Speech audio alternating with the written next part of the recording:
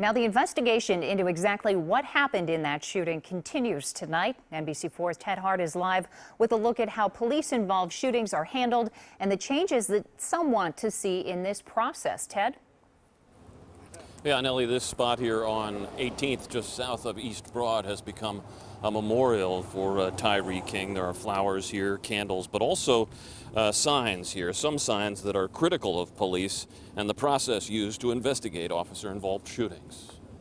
Oh my God! Police investigators are gathering statements from all of the witnesses of the incident Wednesday evening, including from Brian Mason, the officer who fired the shots that killed 13-year-old Tyree King.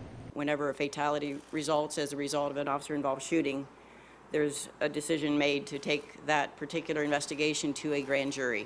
Officer Mason remains on administrative leave. Columbus Police will hand the results of their investigation to the county prosecutor, who will then present it to a grand jury. Earlier this summer, a Supreme Court task force recommended that all of these kinds of cases be investigated by the state attorney general. Task force member law professor Rick Simmons says a change is needed to restore public confidence. Something need to change, and again, not because we didn't trust law enforcement or we didn't trust current prosecutors, but because there was a mistrust among the community of what was going on. That mistrust is already evident in this most recent case of Tyree King.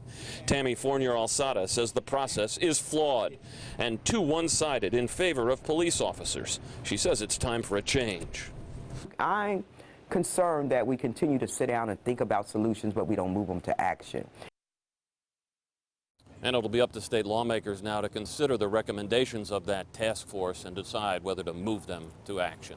Live on the Near East Side, Ted Hart, NBC4. Ted, thank you. And just moments from now, there is a community meeting at the Central Seventh-day Adventist Church on South 18th Street to talk about what is next, and that starts at 6:15. And you can count on us to continue working on this story.